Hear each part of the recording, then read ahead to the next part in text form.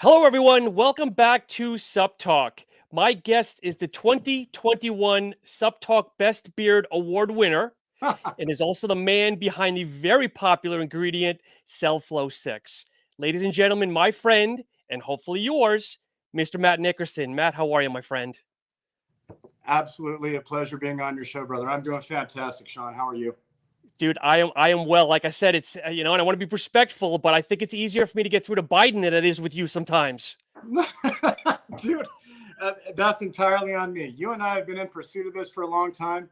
You're an exceedingly patient man. And all I can say is I hope I don't disappoint, dude. I'm very honored to be in front of you, in front of your audience, and I think we're going to have some fun. No, everybody knows you from, like I said, you're well respected, you're well liked, and maybe after this podcast, you'll be even more well liked, or maybe you'll scare some people along the way. Who knows? Unquestionably, dude. But based on some of your previous guests, dude, I know you're no holds barred style. Rob shines every time he's on your podcast. I'd love it, dude. So we're just gonna drop some bombs, man. We're gonna have some fun. So I always like to start off. Let's go back to Matt, the teenager, growing up in high school, athlete, normal person, nerd. What were you like growing up? I, I was aggressive, and I don't mean that necessarily in a negative way, but I was always looking for action. It's kind of funny because I was speaking with my girlfriend recently, and I said, man, I was born in 1979. I grew up all through the 80s. I was a 90s teenager. And I said, look, kind of the point of my childhood was surviving. And I don't mean that in a conventional text. I'm like, if I wasn't like close to death and surviving it as a kid, I wasn't really having fun. And I think Okay. that's just the way that 80s kids were, man. We went out, we looked for action, we found it, we Yep. beat ourselves up, and we went and did it again. And that was my entire childhood. So from the moment I could really walk, literally, I was kicking a ball or throwing a ball. My parents had me actively engaged in sports from the earliest of ages before I can remember. Okay.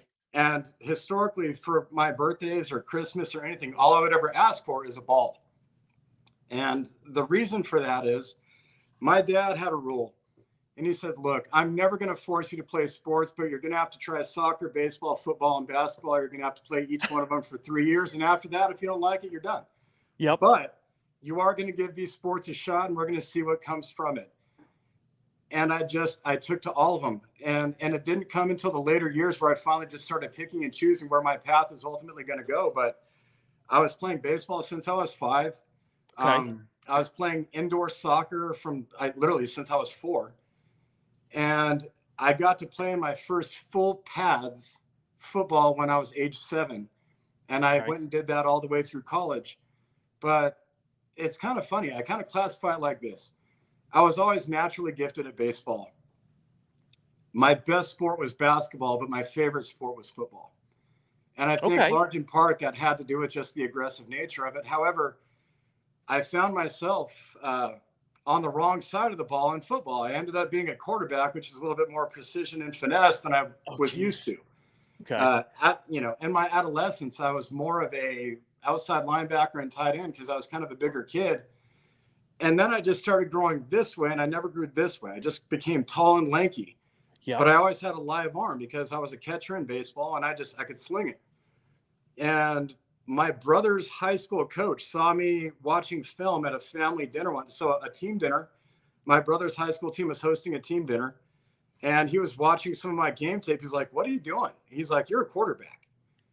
And from the 7th grade and on, this coach had been grooming me every Saturday until I got to high school. Every Saturday, I was at the field working on my dropbacks and my 3, 5, 7-step drops, my bootlegs, Yep. throwing on the run. And he just shaped me into a quarterback. So the days of me getting to, had back some people on defense were long gone. Now I'm the one getting blindsided in the pocket. So I missed that aspect of it, but football truly became my calling. And it was just nonstop action for me as a kid. I kind of crack up today because I see so many people just not as active as they used to be, right? Like Oh, yeah. they love to live on their devices. They do everything on social media. And that's the irony of it. I'm like, you live on social media, but you're antisocial in real life. And like, you're missing the best parts. Yep. Um, I never got to go home after school and take a nap. I was always off to practice or anything. I always had to focus on my grades and stay eligible. So that was my incentive Yep. to be somewhat of a decent enough student. But athletics shaped my life. And so it was always that seeking of an adrenaline rush and that next big triumph on the field or on the court or on the track that it was my addiction. Ironically, it's what fueled me going into becoming an entrepreneur, is just because I needed an outlet to compete. Yep. I have no other measurables to see where I'm at in this world, how I'm doing, and where I'm faring. And then when I became an entrepreneur, it's just one of those things like, let's see what I'm made of. I'm either going to sink or I'm going to swim. It's going to be either I'm as good as I think I am or I'm not. And I'm going to be humbled real fast. So yep. In a nutshell, that's it, man. I was born into athletics. I survived my 3 years that my dad told me to, and I was hooked. Was dad athletic growing up as well? Was he living vicariously through you, or did he have a forte that maybe he was hoping to kind of put onto you? No, my dad, he even played softball well and through his 30s, So, he was on recreational, like, flag football teams as a young adult when he was raising me as a little kid. Yep. But he was a baseball player growing up. He ultimately ended up going into coaching after his playing days were done. He coached a couple of state championships in high school, which was great for him. And so I had the benefit of growing up across the street from my high school. Literally, I'd hear the 10-minute bell ring in the morning, and I'd get out of bed and walk to class. That's awesome. It was great. And on the weekends and even during the week, I would just always go to the high school as a little kid, and I would run routes. I would kick field goals. I would take batting practice. I would find souvenirs. I'd find old beat up sweaty pads and think it was the coolest thing. Like, I thought I was part of it. And so that was ingrained in me from a little kid. My dad just truly took the time to develop me. And it was always recreational. He coached me in baseball specifically from, I would say, the time I was 7 years old all the way up until I was 13. Okay. And a couple of years in between in there, he chose not to coach me. He turned me loose to other coaches and made me available to other coaches to coach because he wanted me to adapt other styles. Yep. Turned out to be a very bad idea. We didn't know that at the time, but it gave us perspective. I played for some absolute lunatics, and they were just not fun to play with. They took a lot of the love of the game away from me. Yeah. And so my dad's, all right, experiment failed. You're only getting coached by me from now on. So he took care of me in baseball. He taught me some good mechanics in football. My brother's he was a stud quarterback, and our styles were completely different. He's about 18 months older than me. Okay. He looks like me, only he's twice as wide. My brother was a quarterback in a linebacker's body. Wow. Okay. That guy, flat-footed, can throw a ball 65 yards. He's ridiculous. Jeez. I'm telling you. So I was wily. I could scramble. I had to. Yep. But my brother can just sling it. He can. Oh, God, lead, man. I hated catching routes for him in spring ball because my hands are frozen and he just darts, dude. He just throws absolute frozen ropes, and he's crushing your hands, and he's not trying to, but he will break you off with a tight spiral. So my brother really taught me a lot about the game. He taught me a lot about just execution, precision, what it meant to be a quarterback. Yep. And it just took. I liked the leadership position. It wasn't forced. It came organically. I liked the idea of the ball being in my hands to do something to do with. So with your brother, was there a lot of competition, or you guys kind of harmoniously play nice together, in the household and whatnot? Not what I mean, football wise, two different styles, one trying to outdo the other. It's funny. So the Albuquerque Journal, we played our ball in Albuquerque, New Mexico.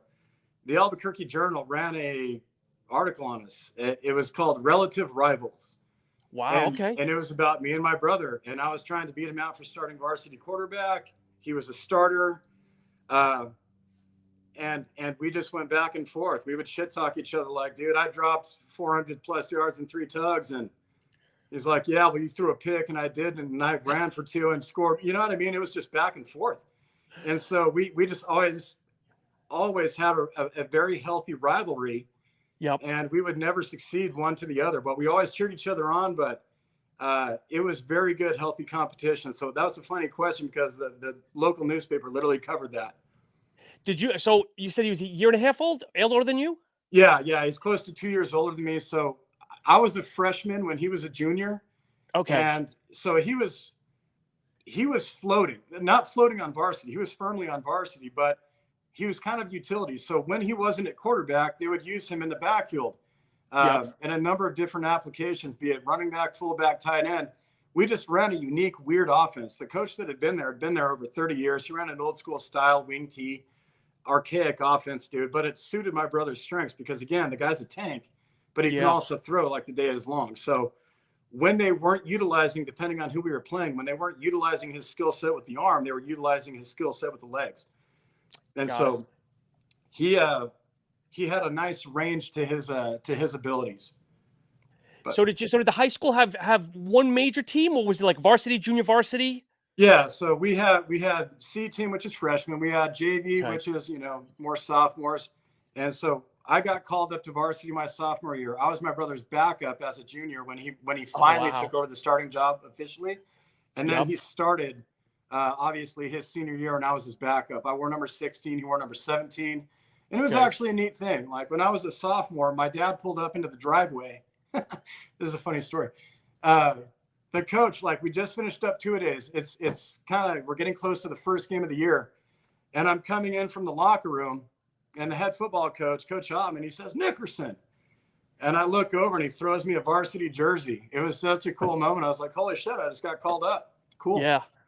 And my dad didn't know it. None of us knew it. It was a surprise to all of us. I felt like I belonged on varsity, but there was no expectation. Yeah. And my brother got his number. I got my number. We went home. We were both locked out of the house like idiots. And my dad comes home from work, and we're sitting on the porch, and we're both wearing our jerseys. And my dad had his little moment, and it was cool. But we were very proud to represent our dad, our family, as quarterback 1, quarterback 2. I can imagine if you're the announcer saying, okay, Nickerson coming out. Oh, Nickerson going back in. Yeah, man. It was, dude, I just thought it was so much fun just getting to learn from the guy. I had the benefit of learning from my brother from the front row. You know what I mean? So he was definitely ready for varsity. It was a different speed. I had a decent skill set, but I knew I wasn't ready. I was still learning. Like I had only truly started as a freshman quarterback. And I got called into varsity my sophomore year. I was, of course, floating. So I was on JV and varsity. So I started JV because they wanted me to get the reps. But I floated varsity, and I dressed for varsity, and I would travel with the team. Okay. But I had a lot of work to do, man. Like I didn't have the quarterback instincts that I needed. I had a lot of trouble initially reading a defense because, again, it was an old style offense, man. We didn't have traditional coverage reads. Like everything was very much so on the run. So I rarely ever dropped back more than 3 steps, and everything was typically a bootleg or a rollout or a sprint out. And so there wasn't a lot of defensive coverage reads. And so I actually really needed the time to just learn the game. I could physically play it, but I knew fuck all, dude. Like I was such a dumbass quarterback, man. Like good football player, bad quarterback. And I needed the time, and it was great to learn underneath my brother. So Matt, we'll wrap up. One last question. So at dinner time, was mom invested, or was she like, guys, shut up? Can we talk about something else? Over it, dude. She's way over it, man. My mom wanted me to play the piano, dude. She's like, you've got those long fingers. And I'm like, but they're meant for spirals, not tickling ivories. You know what I mean? Like she couldn't give a shit less. It's so funny. So she loved us and she supports us. She goes to all the games, but my dad would videotape everything, and he'd pan over, and there's my mom just reading a book. So she was there. She loved it. She knew what we did. She respected it. But man, it was not her favorite thing. She would have much rather us taken a different route and gone more the artsy, sophisticated academic route. But it's not my temperement, dude. It's not the way I'm wired. And no sisters, just straight boys in the house. I've got an older sister, yeah. So okay. She's the oldest one, man. She's a so mom wasn't entirely alone. Mom wasn't entirely surrounded by testosterone. There was a little bit more estrogen in the house. Bullseye, man. And my sister, man, she's no joke, dude. Like she's always in the news over here in Albuquerque, dude. She's always on morning talk shows and shit. Wow. She's a big time event planner.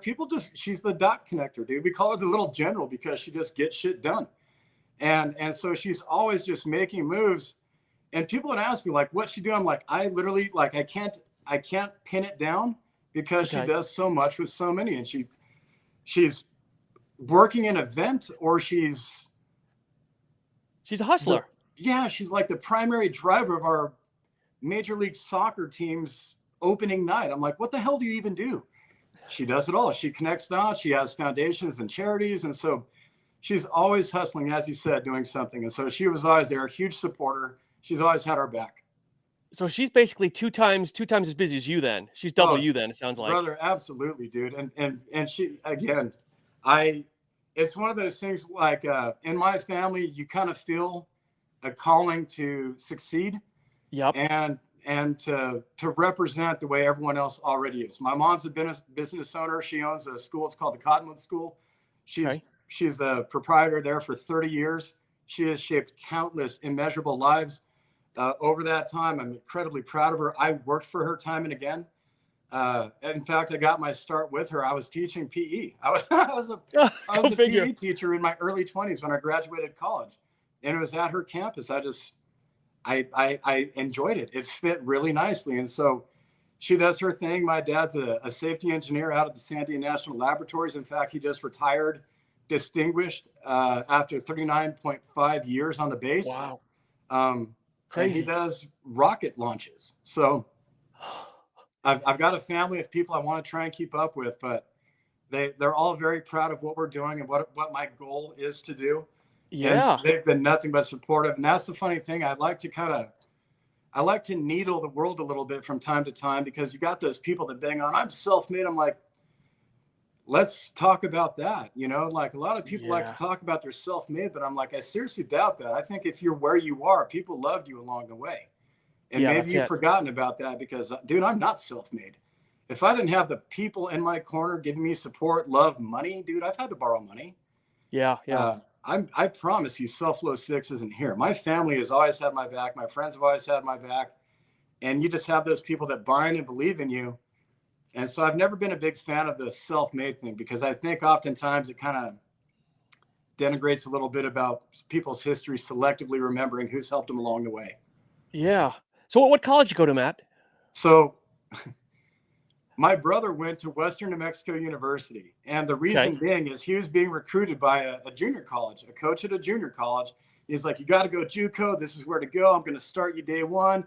You're going to go big. I've coached NFL quarterbacks. That coach gets hired over at Western New Mexico. He's like, fuck JUCO. You got to come here. I want you over here with me. And so my brother was playing ball for Western New Mexico. And now I'm in my senior year and I'm killing it. I'm getting recruitment letters from UNLV, ASU, UVA, West Virginia, University of New Mexico. And then I got shot 4 games into my senior season, and it wiped out the rest of my high school career, unfortunately. In fact, shot like a bullet or shot like you had an injury? No, I got shot with a 9mm in the chest. Okay, so our good mutual friend James from Impel, he said, ask Matt about the gunshot story. So I don't know if you want to open that can or not.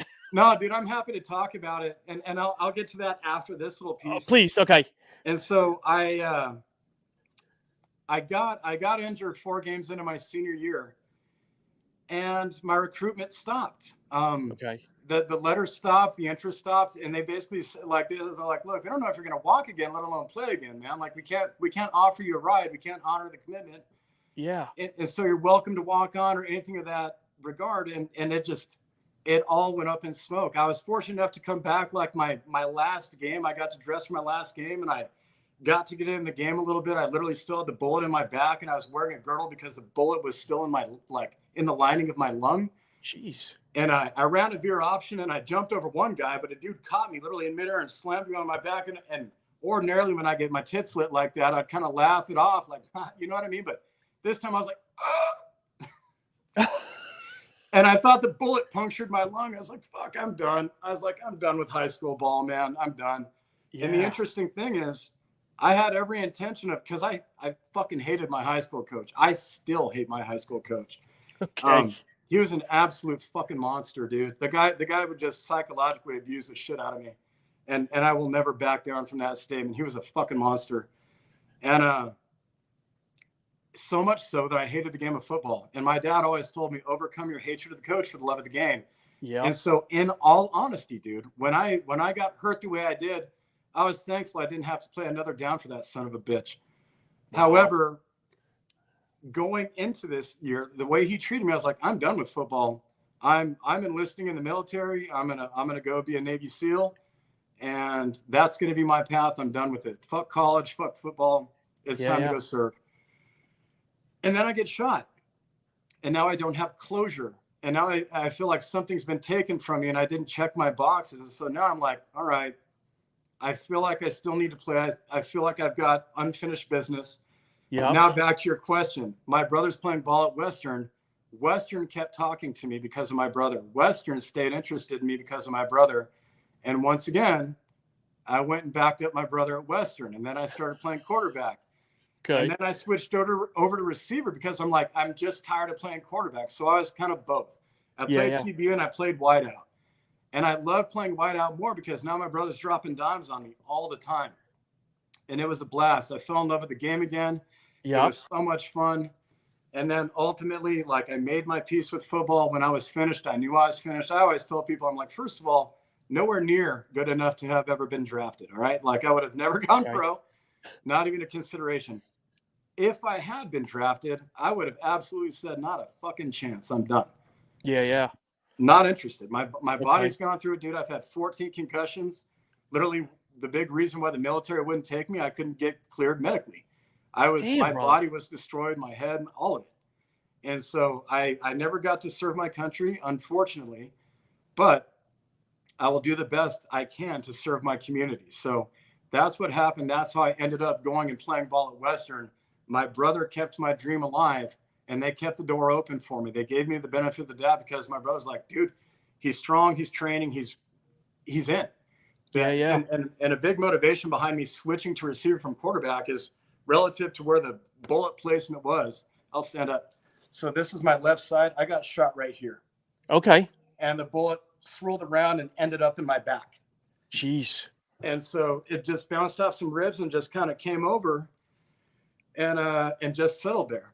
And in doing so, I lost like 25 yards off my long ball. And I didn't have that depth to lose. Like, my brother had the gun, dude. I had the legs. And so that was a big reason why I wanted to switch to receivers. Just, I felt like I could play again. I got to hit people again. It was just fun. I felt more part of the game, and it was an organic transition. Now, I can imagine, again, getting back to my reference earlier, being the announcer saying, oh, Nickerson, 45-yard touchdown by Nickerson, you know? Yeah, dude. It was, and by the way, the last game I played in high school, I started, it was my homecoming game. I started the game off with a 74-yard touchdown run. Wow. And I had the game of my life. I had a blast. It was so much fun. And then it all went downhill from there. It's kind of funny. My dad was so prophetic. He's like, dude, you're on top of the world right now. You're being recruited everywhere. You just played the game of your life. Homecoming court. It's all a big deal. Don't do anything to fuck this up. And I was like, what could go wrong? I'm just going to my homecoming dance. I'm going to have fun. Yeah. So inadvertently, I'm transitioning into the bullet story. You want me to continue? No, because I know people are listening and people are probably like, okay, you brought up, get to it. Yeah. Okay. So no more plan, just the tip. So we go. We played the game. We're having fun. We win. Crowd goes wild. We go to the dance. We're having fun. The dance is over. Okay. I'm with my group of people. We're on our way to a barbecue. We're just going to splash around in the pool, drink some drinks, have some fun. Yeah. And the driver of the vehicle that I was in, he's driving. I'm in shotgun, and there's 3 passengers in the back, 2 of which I've known since elementary school, 1 of which I've known all the way back since 6th grade. So these are lifelong friends that I'm with. Yeah. And we're in transit. So the guy that's driving, I don't care for. And in fact, he's not even alive anymore. He got shot and killed. So he was driving our car. He was a hothead. He was a druggie. And he started shit with another car. Like, him and this other car kind of pull up to a stoplight, and they're yapping at each other. I don't care. It is what it is. This is very common where I live. And so ultimately, both these cars kind of pull over, and they're going to go sort it out. At this point, I still don't care. I'm like, you want to go have a fight? Go have a fight. I'm here. I didn't even get out of the car. Didn't care. The driver of my car is walking over. It's mutually on. And then he stops dead in his tracks. And I thought to myself, I was like, what a pussy. Like, he's talking all that big time shit. And then it's go time and he just stops. And then I realized he's got a laser dot dancing on his chest and it's settled on his head. Oh, shit. And then I see a guy in the car has got a pistol leveled at him. I was like, fuck. So now I get out of the car. Now I'm in it. And I walk up on the car and I said, yo, if you're looking for a fight, you can have one. If you're looking for a gunfight, you win. This shit's gone long enough. It ain't happening. And then the driver of the vehicle's like, Nickerson? And I was like, yeah. He's like, what the fuck, dude? Like, this dipshit copied my geometry homework in summer school at another fucking high school. So I know this guy. Yeah. And I was like, what the fuck are you doing? Put the gun down. What are you doing? And he's like, well, fuck him. And, he's the one starting shit. I was like, nah. I was like, I saw what the fuck happened. That's on you. And so these guys are going at it. I diffuse it, dude. I de-escalate the entire situation. I said, we're going our way. You go yours. Draw. It's a draw. Yeah. His sister's in the back and she fires off. She's like, that's right, you fucking pussies. Walk away. And I said, bitch, shut your goddamn mouth. You act like you're hard because your brother's got a little fucking gun. I said, fuck you and fuck him. All right. I was like, you guys are sitting here coked out of your fucking minds, whipping pistols out on people. Go fuck yourself. Don't you talk to my sister that way. I said, motherfucker. I said, I'll talk to either one of you however I want. I said, I don't give a shit about you or your gun or where the fuck this goes next. And so now I have it all fired back up again. Everyone's pissed off. Oh, shit. And so I see this guy. His eyes are dilated. They're the size of olives, dude. They're just black. Okay. I describe it. He looks like a shark. And I always tell people what he did was not out of bravery. It was out of fear. And I'm not saying we scared him to death. I'm just saying his paranoia and drug use took him to where. Yeah. And so next thing I know, I start seeing him get real shaky, real jittery, and I was like, nah, I said, here it comes. And I'm getting in the front of my buddy. I said, hey, enough. It stopped. It stops here. And it didn't. He leveled the gun. He went at it and he fired. I got in front of it. I took the bullet from my buddy and there's now kind of I go down a little, but I didn't go all the way down. And I grabbed the gun and I shot the fucker back with it. I didn't kill him, but he didn't shoot me again either. And so we both have bullet wounds now. Yeah. And then I finally fall because I didn't realize that I'd been shot yet. Okay. Like I'd been shot at before, but I'd never been hit.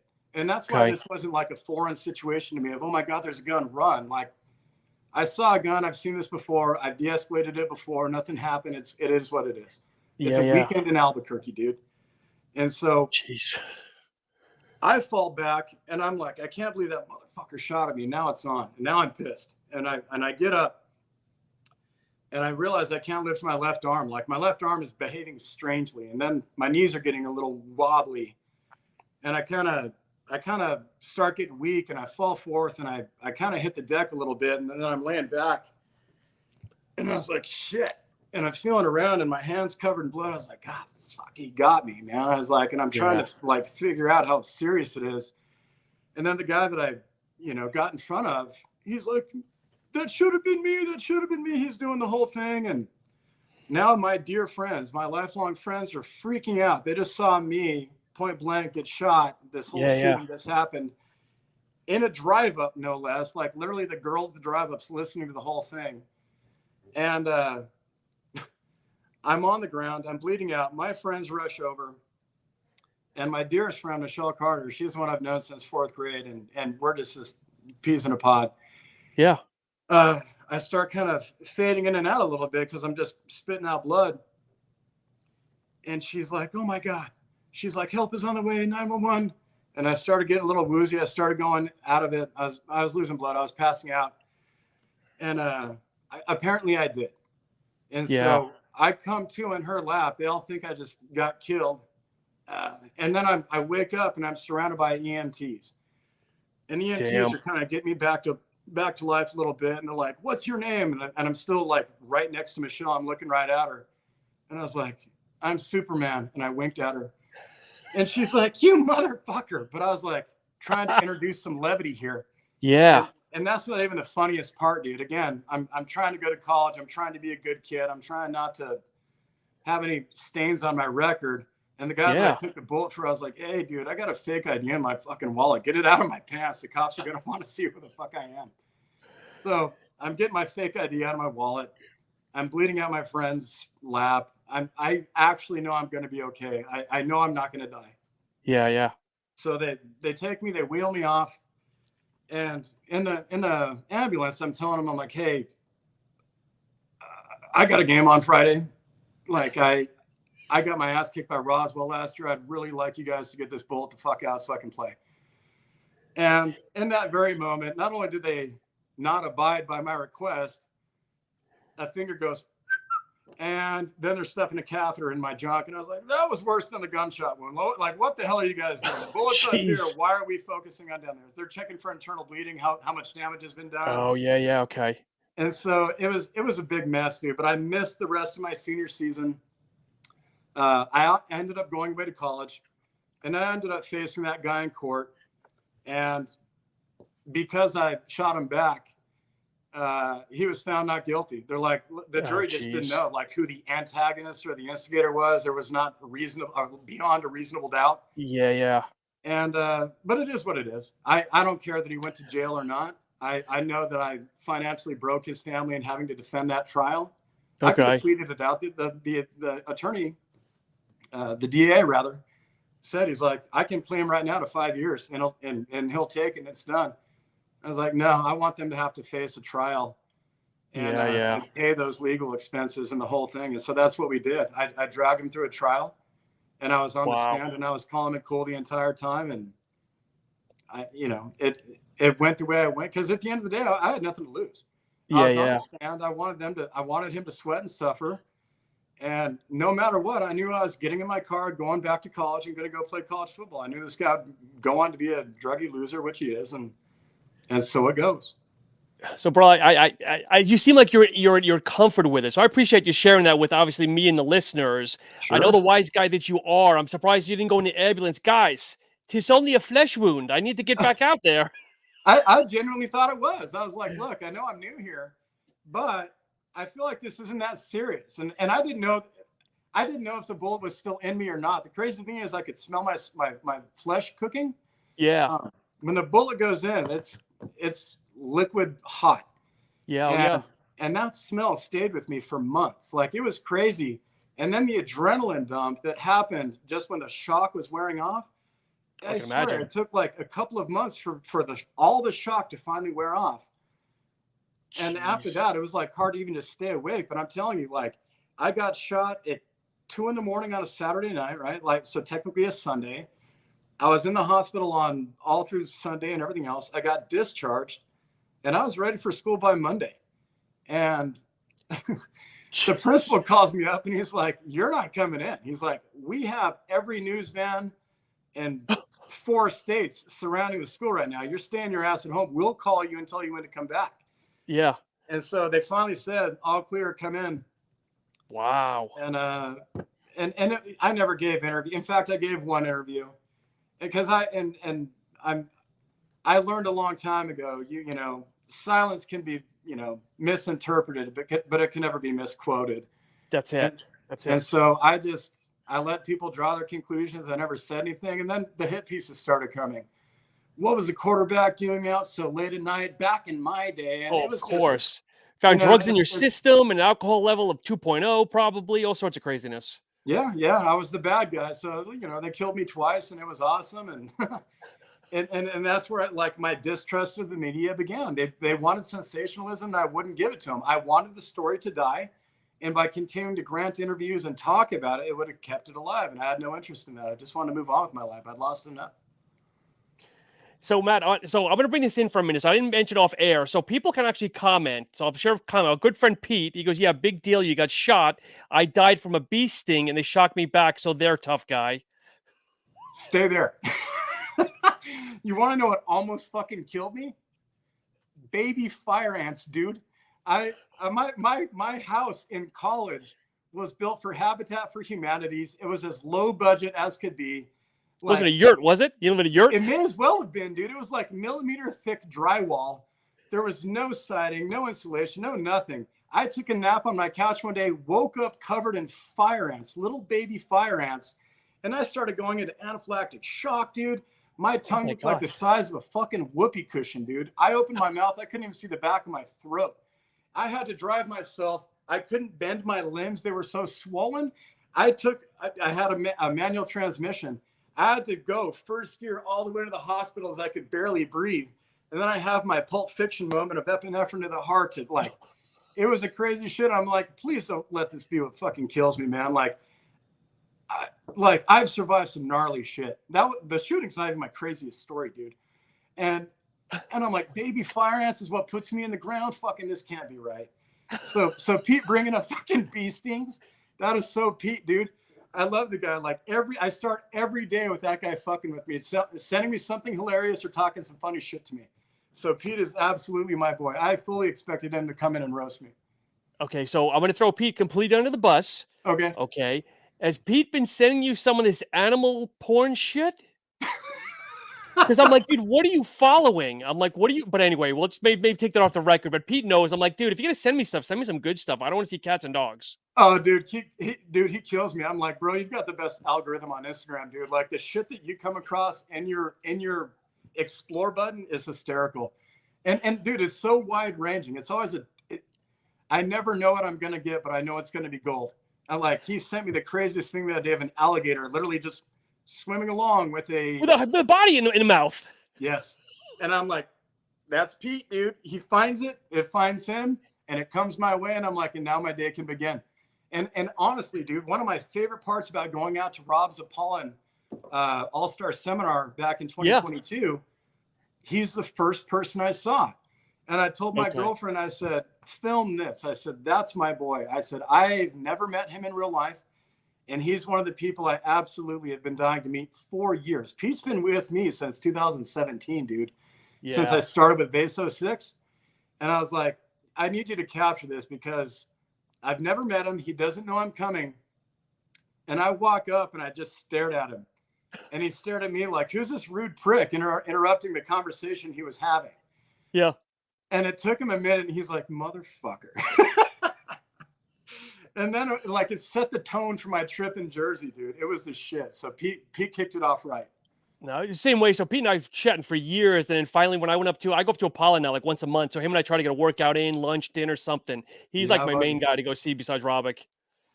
Dude, it is I'll never miss another event. I loved it. It was great. And I told Pete, I said, man, the thing I hated most about that event is that I was in and out. I was in and out 24 hours. And it was because I had to turn right around and get prepared for Supply Side West. Okay. And so the back-to-back nature of those things, it was in and out. And I was like, dude, next year I'm just coming out early, and I mean several days early. He suggested a place that's like the Red Inn or something like that. And it was like phenomenal steaks, legacy bartenders. They've been there for ages.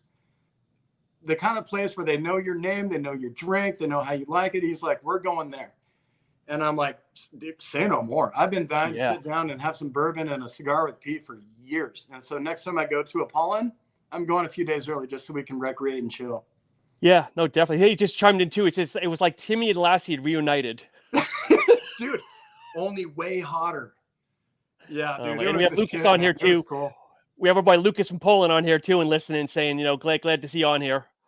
Dude, Lucas, man, the industry needs more of Lucas and more Lucases, but there's only one. No, I'm going to say no. I only want one. I love God to death, but only one, please.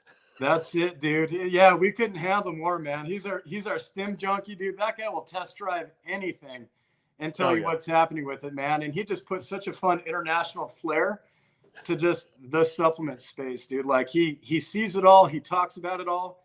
And at one point we were all planning on doing a podcast. It'd have been like me, Samborski, probably Shanetsky, Rob Shanetsky. Shanetsky as another one, and then Shane. And ultimately, it got put off for too long, and I'm sure large in part that's my fault.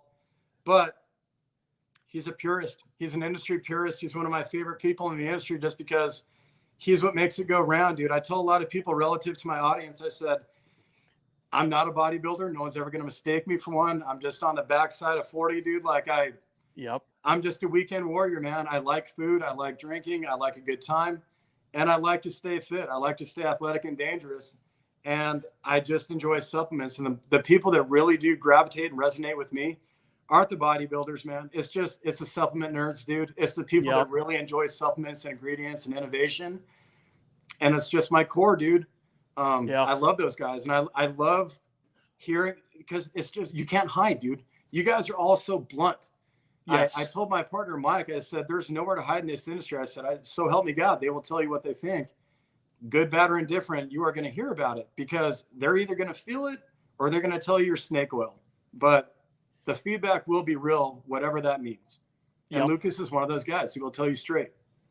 Careful, though, because don't put Lucas too high, because Pete's going to start DMing you in a minute saying you're cheating on him or something. So be careful. I know, dude. I'm already getting notifications that Pete is sending me explicit nudes. Per my request, of course. I mean, I just need it's progress pics, dude. So, Matt, you go to, so not to go fully down, you go to college. What did you study in college? Science of some sort? Negative, dude. That didn't come till later. I wanted to be a police officer. I studied criminal justice and sociology. So I double majored. I got 2 degrees. I've got a minor in psychology. And my whole goal was to go be a cop. It's all I ever wanted to be. Literally was protect and serve. And my brother is a cop. My brother's a SWAT sniper. He's been an undercover narco. He's done it all. I mean, dude, when he was undercover, his beard was bigger than mine. And it was a sight to behold. And so my whole goal was to be a cop, and I can tell you why I'm not. And that's another crazy fucking story. And I don't mean to speak diminutively about the law enforcement community. I love them. I love them dearly. But after I graduated college, I was bouncing in a bar, because I bounced at bars during college. And so I know how to do the job. I know how to do it well. I'm diplomatic. I don't challenge dudes in front of their girl if they've done something wrong. I pull them aside. I'm not trying to emasculate anybody. Nobody's ever waiting for me at my car to throw hands because I dealt with them improperly. I didn't take the job because I'm looking to fight or anything like that. But it happened a lot. And so one particular night, I was working the door, and I'm enforcing dress code. And these group of dudes came back 4 different times. And they know the drill. They're there every weekend. They know the dress code. They intentionally didn't give a shit. And I kept sending them away. And so the 5th and final time they came back, they only straight up just started pepper spraying me and jumping me. And so now I'm fighting 4 guys. And it spills into the street. We're literally on a main street in Albuquerque, New Mexico, on Central. And I'm fighting these guys on downtown Central. I'm literally just... I'm doing what I do. They're doing what they do. And I'm blind. I've been pepper sprayed before, but I'm soaked. I'm surprised. And I'm getting after it. Next thing I know, I'm being choked, and I'm having the fuck choked out of me. And now I'm fighting for my life, because now I'm blind. My respiratory is compromised, not only from whatever object this is, but from the pepper spray. And I get the better of the guy, and I flip him over my back onto his back. So now he's on his back facing me. I get on top of him, and I start raining down elbows, and I'm beating the fuck out of this guy. It's a cop. Oh, shit. He didn't announce himself. Dude, he gave no indication that he's a cop, that he's a police officer, anything of the like. I was fighting for my life. And so now I get arrested. I get arrested for beating the shit out of a cop. And they treated me as such. Yeah. So the police officers gave me special attention, and the corrections officers gave me special attention. So they cuffed me, heels to wrist. They throw me in the back of their paddy wagon. They crank the heat all the way up, and they fog the shit out of it with pepper spray. And they just drove the perimeter of the city for 12 hours straight. I'm pissing myself. And that was the plan. They just tortured me. And they finally take us to booking. They let all the other people that were in there. So we picked up other people along the way. They put them in there. They stopped fogging me. But now I'm just literally still cuffed the way I am. The good news is all the other inmates that night knew that I was receiving a special attention because I just fucked up a cop. So inmates didn't mess with me. Yeah. But I get to booking. They take everybody inside, but they leave me outside. And then they cuff me around a pillar in front of the building, and they went to work on me again with batons and pepper spray. And then, seriously. Oh, my God. And then they finally take me in there. And it was weird because a girl I dated was walking past me. She got arrested too. I don't know why. But I kind of laughed at that. And so then they finally take me in. They put me in my cell. And my mattress wasn't even as wide as my body is. And somebody would come in on the hour, every hour, and just fog me with pepper spray. Holy So shit. finally, I get released, and my brother's the one that picks me up, and I'm so disoriented. My head has been shook. I've had the shit kicked out of me. Everything is beaten up. I can barely breathe, and I'm just drenched, covered in orange, dude. I looked like I'd been dipped in a highlighter. Yeah, And yeah. it was just all the pepper spray. And my brother kind of thought it was funny until he didn't. And again, no disrespect to the law enforcement community. I'm literally wearing a We Go Home shirt. I fully support law enforcement. Yep. But those guys took it too far. And then when they finally realized what they had done, what the circumstances were, the charges were dropped. And because we went to court. I went for my court date, and I couldn't wait. Yeah. I couldn't wait for my date. And we pleaded it out. It was dropped then and there. We never even had to go inside. And the officer tries telling me, he's like, and don't ever let me catch you downtown again. I said, fuck you. I'll be there at work tonight. And I was. But at that point, I was like, maybe this occupation isn't for me. And I decided to go a different route, which is why I started, I started doing everything. I was teaching at my mom's school. I was opening a gym. I continued to bounce. And so literally I would bounce until 2:30 in the morning. I would then head to a gym and open a gym up at 4:30 in the morning.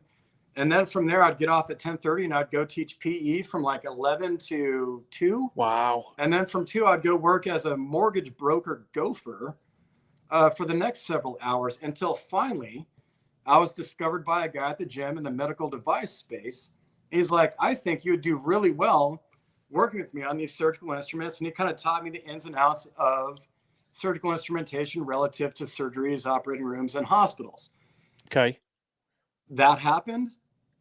I hated that guy. He was a psychopath. I warned people that he was a psychopath. He was dangerous. And he said some horrible shit to me, man. He was a bully. And he was an old schooler. He was about 65.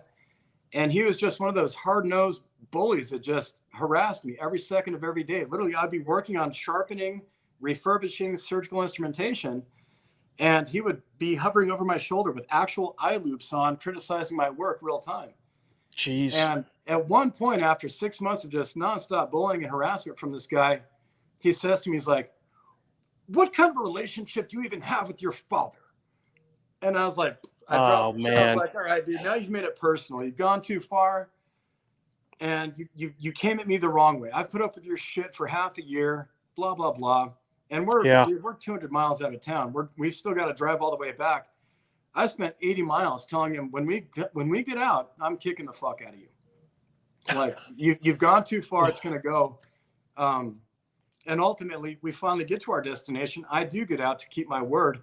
And I hear the door lock behind me, and he cracks the window a little bit. He's like, needless to say, you're fired. I was like, have you not been fucking paying attention? I don't want your life. I don't want to do what you do. And I'm never going to, I'm out, dude. I'm done. And this guy, this crazy, he ended up blowing his head off. Like years later. And because the company that we worked for, they're like, you lasted longer with this guy than anybody ever has. The longest people have made it with this guy is a week, and you did it for 8 months. And things went downhill at 6, but they went 8 months. And the company's like, throw a dart at a map and we'll relocate you anywhere you want. So I got relocated to Chicago, and people would ask my story. How was it working with him? And I tell them, I'm like, look, I was always looking my shoulder. The guy was dangerous as shit. He's a psycho. I've never met an angrier human being in my life. And people chalked it up as, oh, sour grapes. You're just a, kind of a butthurt employee. No, dude, he blew his head off. And I said, I thank God that I left when I did, because there were times where I felt him creeping over me. And I swear that guy's going to stick an osteotome in my jugular, dude. I was like, this guy fucking hates me. And I don't know why, but he does.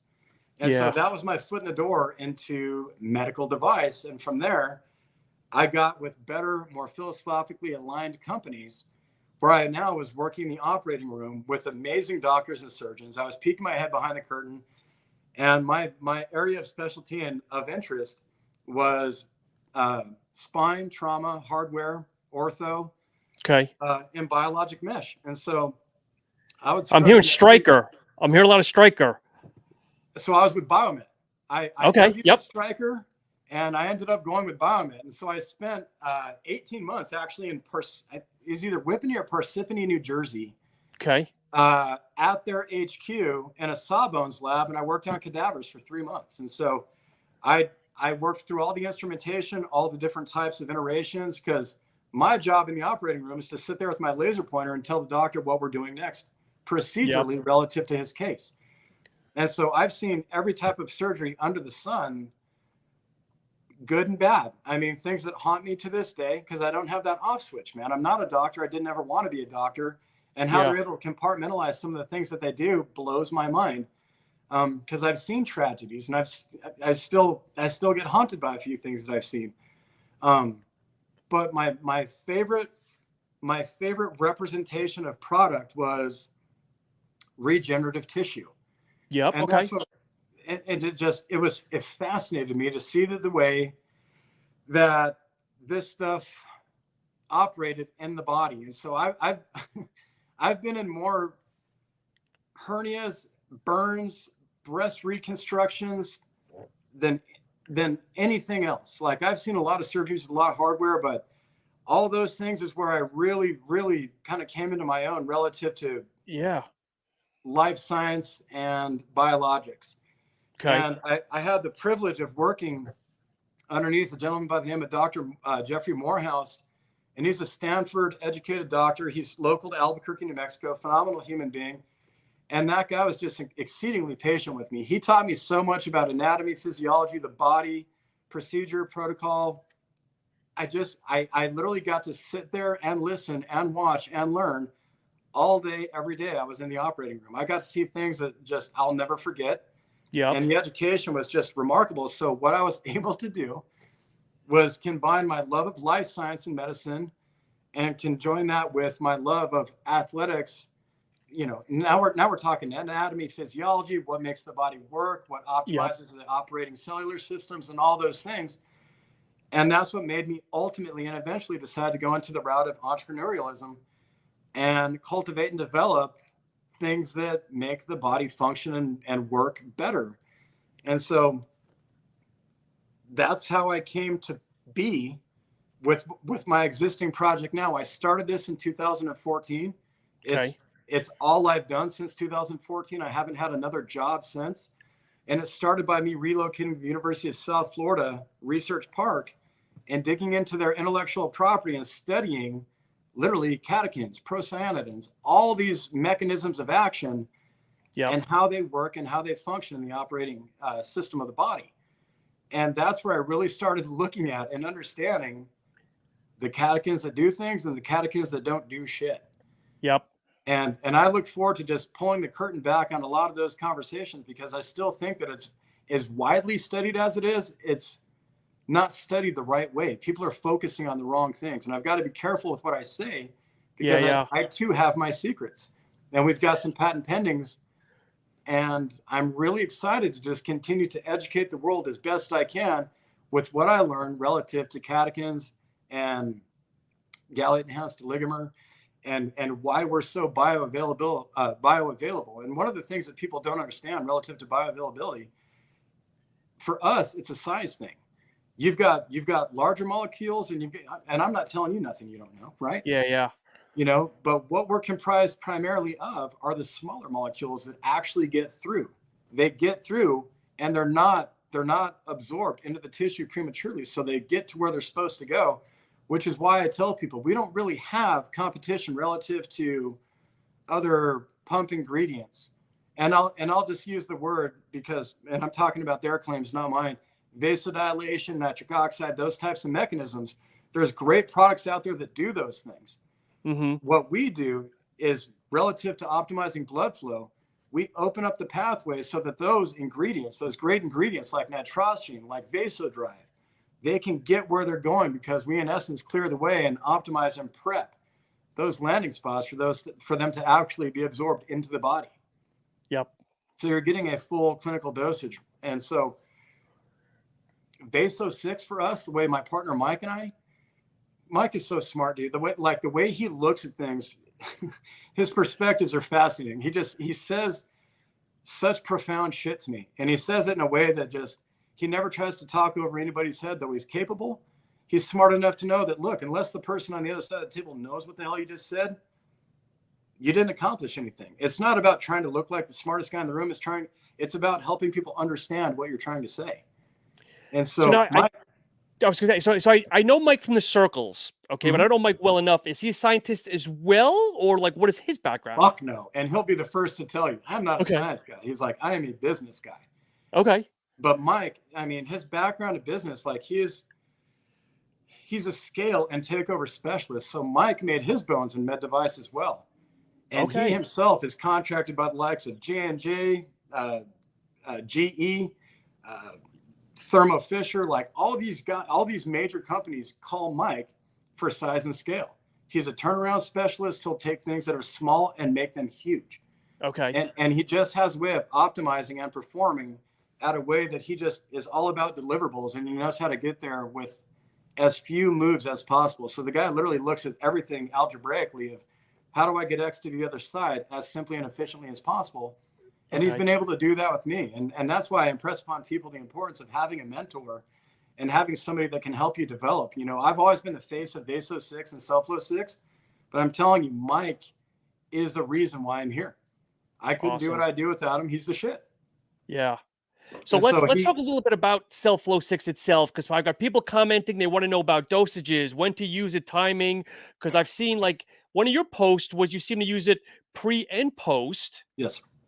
But maybe we could just talk about, you know, because what real dosages should be, timing, things along those lines. So we had a good we've got a great relationship, and it's called NutriScience. And the gentleman over there is Dr. Michael Layla. Yep. And we've worked extensively with him just to try and learn more. You know, Mike and I really consider ourselves students of what we do, but we also consider ourselves experts at what we do. And we want to lead the conversation relative to green tea extract, catechins, procyanidins, the whole thing, polyphenols. And so working with Dr. Layla, he's like, look, he's like, you guys have something that is so great for performance and endurance, but for recovery is truly fascinating. He's like, this relative to what you do with blood flow, he's like, this is tailor-made for recovery. And what we're doing in the world of recovery, what we're going to launch in the world of recovery is very exciting. But even with him going through our data and what we have, he's like, look, it's a range. He's like, the dosage here is 300 to 600. So we've got great preclinical data. It's in our patent pending where we've studied the small blood vessels. So we're talking about the veins. Yep. And in the veins, we're seeing a response and an increase in blood flow and an optimization of blood flow at a very high percentage. And so we know what we do at 300 milligrams relative to the small blood vessels. Now, the study that we published with Dr. Roberts at the University of Auburn, we looked at 300 and 600, but we're looking at the artery. We're looking at the brachial artery. We want to see what we did there. Because we're a startup company. We're small, we're self-funded, and we're learning. We want to see, do we see any activity, any movement, any motion within the brachial artery, and at what dosage? And so we did 300, and you didn't see, and again, it's a brachial artery, dude. It's already as big as it's going to get. You're not going to blow it up. Yeah. And so that's why we were fascinated to see what happens. And we saw strong activity at 600. So small blood vessel, we've seen great movement at 300. Big blood vessel relative to recovery and heart health, we saw phenomenal results at 600 milligrams. And so that's why our range really is 300 to 600. And the threshold for me daily is relatively 900. And I'm not afraid to go to a gram. It's not an everyday dosage. But my typical protocol, my sweet spot, you know, we kind of popularized this within the supplement snoop community. And that is life begins at 600 milligrams. Okay. And so relative to pre, we'd take 600 milligrams as the base. And then at night before bed, I'll take another 300 to 600 milligrams for recovery, because a lot of people think that you have to be active and dynamic when you take this. You do not. So for me, when you're in static and at rest, I think it works even better than when you're in motion. And so my protocol is always 600 pre, and at night before bed, minimum 300, usually 600.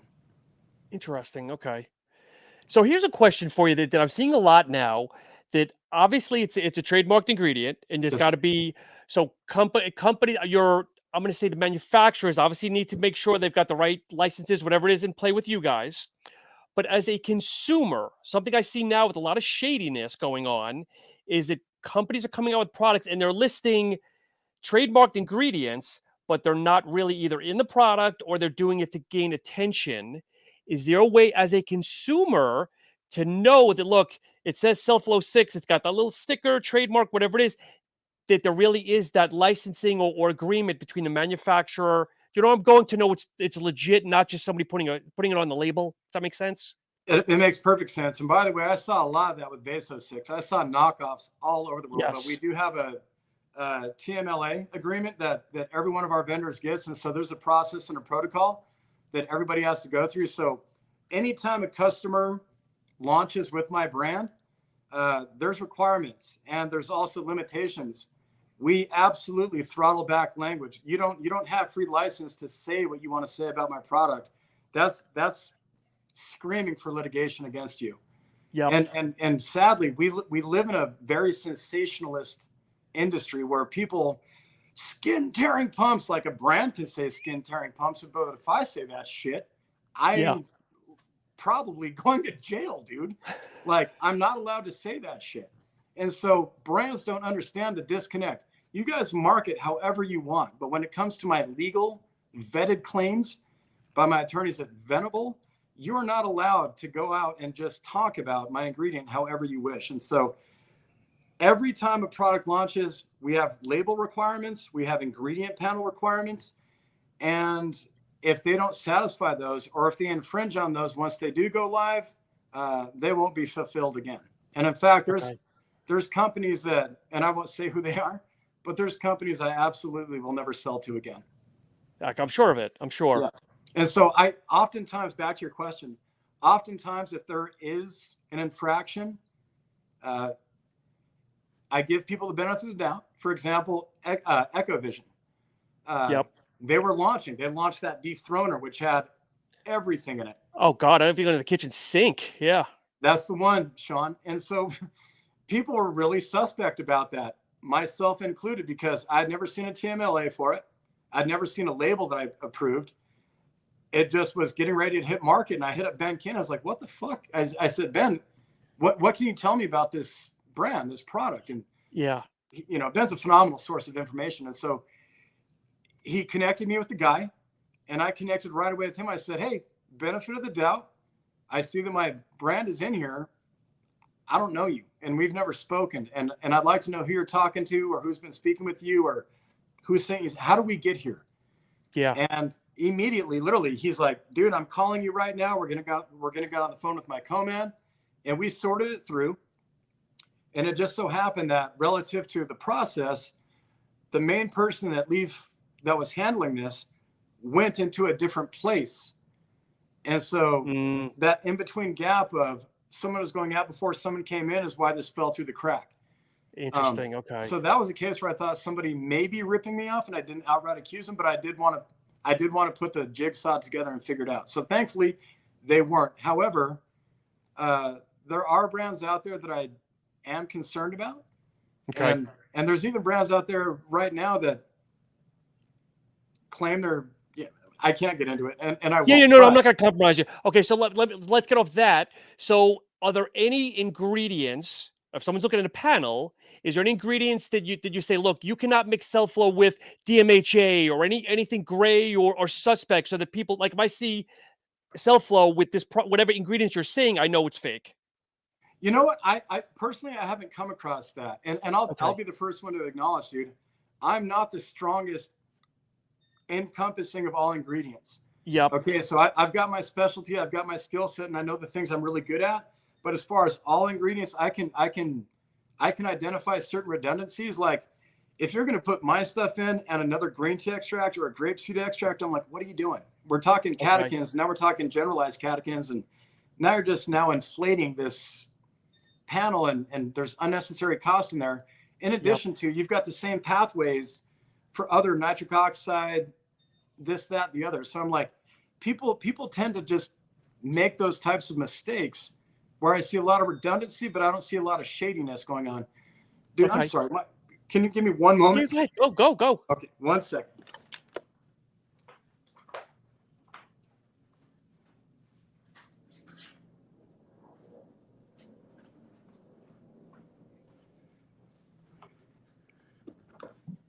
Apologize. Amazon delivery? Yes. Yeah, I apologize for that. No, don't. My youngest was having a hard time getting in. Like, our alarm code was not activating and she was locked outside. So back to business. So I do look at ingredient panels more than anything. Yeah. And I oftentimes like to identify redundancy, but I'll tell you this, there's so many brands that we like to play with. And there's a lot of myths and misconceptions, like I'm supposed to be butting heads with this guy or that guy, or we don't get along. I'm like, nah, I'm not here for turf wars, dude. I'm not here for egos. Yeah. I want the customer to win. The whole reason I came here is not to drudge up high school drama. I want everyone to learn, and I like to benefit, rather. I want everyone to benefit from our stuff, from our material. And I don't ever want the customer or the brand to have to pick this one over that one, because at the end of the day, they lose. So yep. I'd like to think we play nicely with everybody. So Lucas is asking a question that I'll share. It says, Matt, with CellFlow 6 getting more and more popular, do you have any more projects, ingredients in the works, any special plans for this year? Whether you can or can't, Sure. Just answer Lucas. I'll tell you this. New Live Science fascinates me. I love New Live Science. I love their portfolio of ingredients. I love Astrogen and Synactive. I think those ingredients are phenomenal. We continue to talk to each other, and I'm not saying we're literally doing something at the moment, but we like the synergies between those. And so we continue to look at those synergies and those pathways and those bioavailabilities and how we complement one another. Because I think that's a really good thing, not only for brands, but for ingredients. Collaborations. I think collaborations with brands and ingredients are a special thing, where not only it can affect dosage and efficacy, but it can also affect bottom line as well. And at a time right now where supply chain and inflation and everything is so out of control, I think if you can offer more for less, I think it's a special thing. But at the end of the day, to Lucas's question, what Mike and I are really interested in doing is lowering the dosage. We want to continue to concentrate our molecules, our base molecules, down so low that we're talking about a 50 milligram dosage. You know, a lot of people might think that you want to go higher. No, you don't. Like you want to be. You don't want to leave a footprint in an ingredient panel that could potentially be negative. Have you ever tasted raw CellFlow 6? No. Dude. Worse than Lion's Mane? Is it worse than Lion's Mane? No, but comparative, right? Like, okay. And to hear my partner Mike talk about it, it's like, oh, it's fucking disgusting. So he's hysterical, dude. But it's supposed to be. It's all natural. Yeah. It's as concentrated as anything else. Like, it is the most concentrated green tea extract there is. And so it's not going to taste good. It's going to have that deep, bitter astringency to it. And so obviously the less of that you have to put into a formula, the easier it's going to be to flavor. And so we want to be in everything. We want to be in certainly, shakes, proteins, beverages, energy drinks. And that's easier to get to when you're at a 50 to 75 milligram dosage. So our goal right now is just to continue to scale down our dosage while scaling up our concentration to catechins, and also in doing so, looking at different source materials. So grapeseed has always been of interest. In fact, let me debunk a myth right now, okay? There's never been grapeseed in Vaso 6. So many people think it's grapeseed and green tea. No, it's never been that. The patents originally that we had studied grapeseed, but when we did our cellular assays, we didn't like the effect that grapeseed had on canines. It's lethal to canines. I wasn't going to put a product forth into the world that's going to kill dogs. And so we went the route of green tea leaf, and now we're going to continue to look at those types of things. We're looking at cocoa, a cocoa bean. Mm-hmm. We're looking at peanut skins and shells. We're looking at grapevine. We're looking at rhubarb. Like, there's a lot of mushrooms, dude. Oh my God, man. There are so many things fascinating right now with mushrooms. In fact, I'll go on record. I always have. One of my favorite ingredients is Pico 2. Yeah. And the things that you're going to be able to do with fungus and it's just vastly understudied and underutilized, because I think the sky's the limit with mushrooms. And so Mike and I are always interested in looking at different source material. So I'm going to ask a question on behalf of Pete. He's not asking this, but I'm going to ask him on his behalf. Have you looked at CellFlow 6 as a sexual aid? Yes. Yeah, absolutely. In fact, that's how it started, dude. at the campus of University of South Florida. Originally, people thought that this was erectile dysfunction remedy. Okay. And it was intended to prevent whiskey dick, and forgive all the finger quotes I'm doing, but that's what they were telling me. And so they had kind of looked at this and sampled this within vodkas and Bacardi and stuff like that. And so when I took over the project and started developing it with Mike, we were known as like the boner vodka guys. And so we've come a long way since then. Yeah. But 1 + 1 = 2. We're talking about blood flow. We're talking about appendages, and we're talking about the circulatory system, the vast network that is your circulatory system. And so, yes, and in fact, many people do reference the benefits and gains of Cellflow 6. Gains, keyword gains. There you have it, dude. And by the way, one of the people that identified this and is continuing to circle the drain in this particular market and topic is Samborski. And let me just talk to you about him for a minute. He's fucking crazy, dude. That guy, I don't know if he sleeps. He quite literally, to me, is a mad scientist.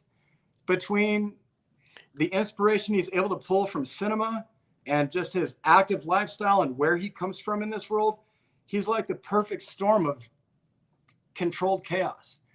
And the way that he looks at ingredients and markets and iterations and products, not for the sake of volume, but for the sake of filling a void, for my money, there's no one better. Like, he looks at things differently.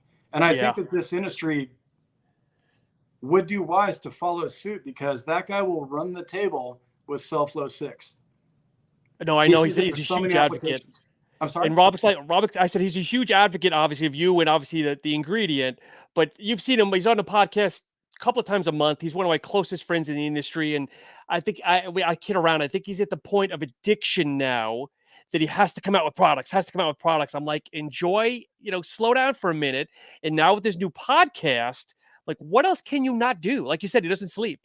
Dude, he's obsessed, and I mean that as a compliment. And I think one of the smartest things he did was elevate Carolina into the position of CEO. Yeah. Because one, that positions her beautifully to star the way she does and perform the way that she can. But it also frees up Rob to be Rob. Like, dude, he's the face, he's the brand, he's a living and breathing embodiment of Apollo Nutrition and that gritty gem. He attracts people to him like a magnet, dude. And his products are fascinating, and they span the globe, and they span across so many different markets. But he was one of the first people to be like, dude, libido, sexual enhancement, it makes sense. He sees it, he gets it, he likes it. Because he's getting old. He's going to be 48 next month. He always pokes fun at me. He's going to get an old fuck too. It's crazy, dude. I'm like, shit, this guy talking about 48. I'm like, dude, you would beat my ass at 21. Like, he's just solid as a fucking brick house, dude. And by the way, there's no telling, like, he should give people hope. You know what I mean? Like, this is how active and hard you want to be at 48. This is what's possible for you. Yep. And I think people, they resonate around his messaging and the optics that he signals into the world. Like, he lives the brand. He's not some fucking tourist that comes in here and preaches and talks the talk. Like, he does live it. Yeah, I agree. So Matt, take off your Cellflow 6 hat for a moment. Obviously, you've been using supplements for many years. When you look at the current state of the industry, are we healthy? Were you kind of stagnant? I mean, what are you seeing? What are you thinking? I'm seeing, it used to be a very distinct line between sports nutrition and health and wellness. It was almost like sports nutrition was hard and sexy, and health and wellness was a little bit vanilla and dull. But now they're merging, and now you're able to get both things. And it's, again, it makes me happy seeing that these worlds are coming together, because they should be one and the same. And I like seeing some of these, even these hardcore brands are putting out kidney support, heart health, liver support. And we're now targeting more than just a pump and a muscle. Now we're talking actual internal organs. And I love the fact that this industry is starting to turn the corner and tie it all together into health and wellness and performance. They all synergistically work very well together. And that's driven by ingredients, man.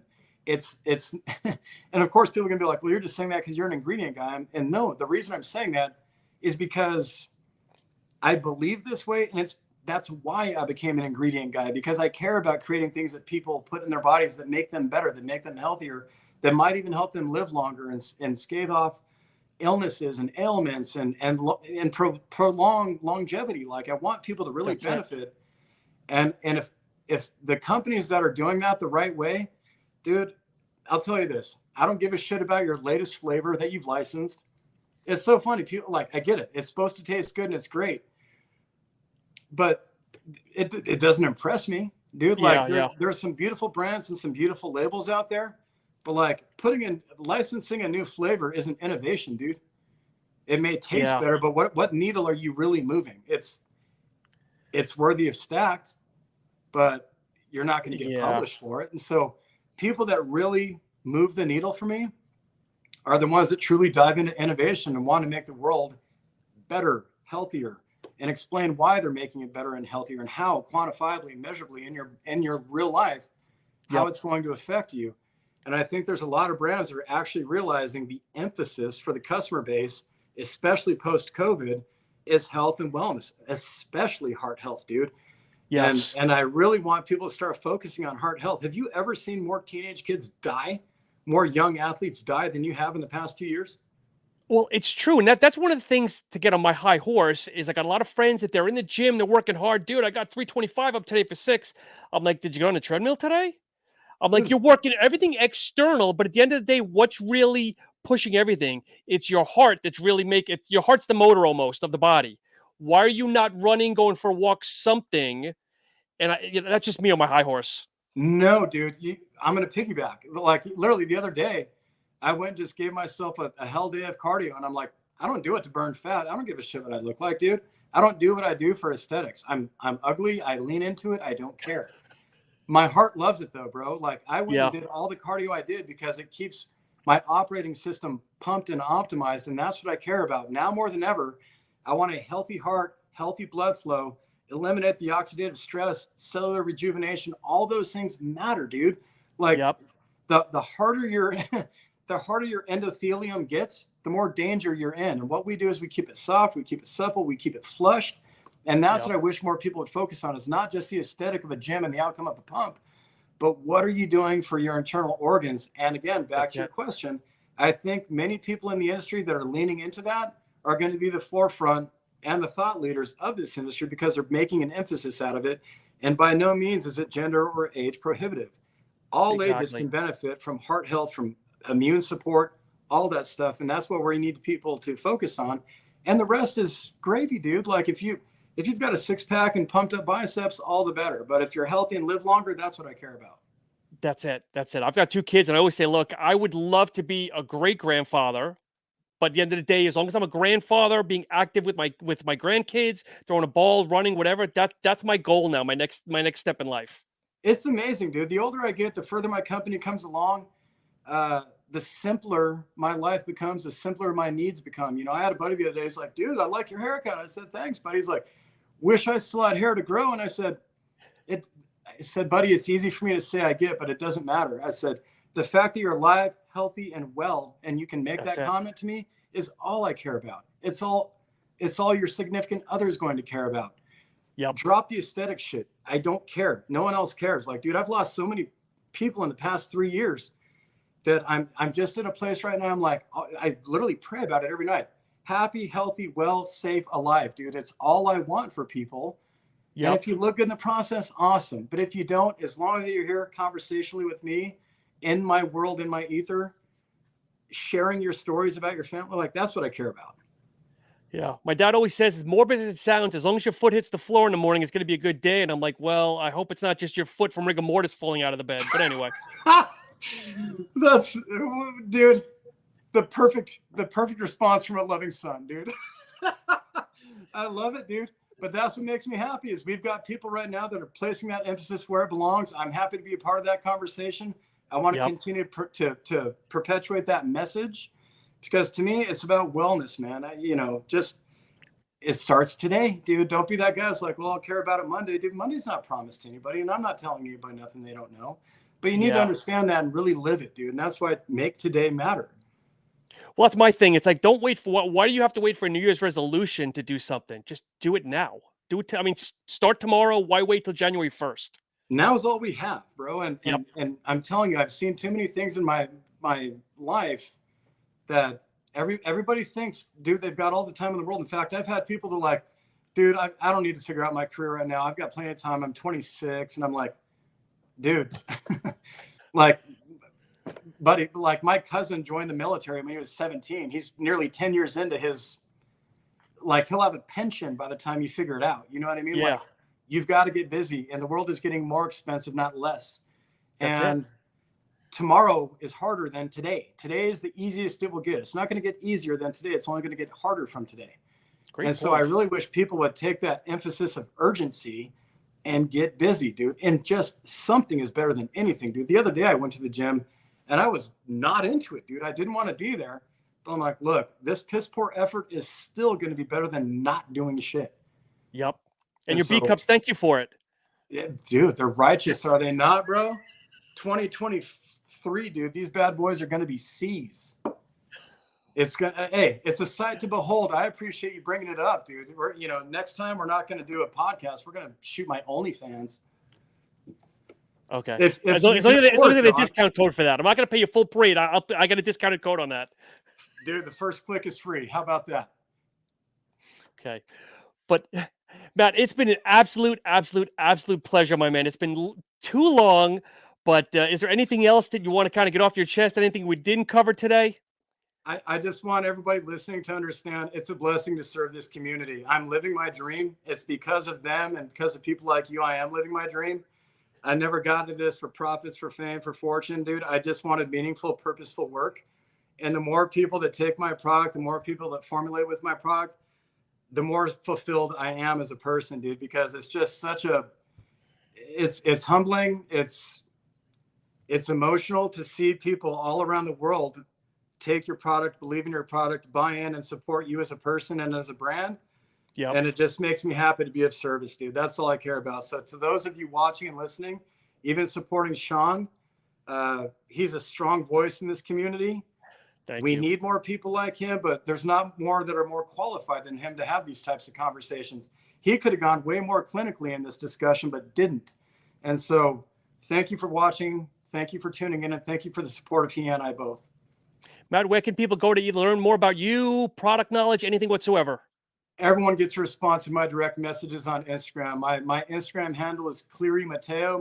My middle name is Cleary. My first name is Matthew, but in Spanish it's Mateo. So Cleary Mateo, come and connect with me. I look forward to talking with you, man. I've got nothing but time to just share and spread the good word of Self-Flow 6. And to everybody listening to this, if you've enjoyed listening to Matt so much, we're actually talking about bringing Robic into the next podcast for a 3-way. So make sure you bring your popcorn and strap in your seatbelts. 3-way it is. But Matt, again, it's always a pleasure. I'm glad it finally happened, and hopefully it won't be another year to have you back. But for everybody watching, thank you so much. Have a great rest of the day and have a great week. Thank you, brother.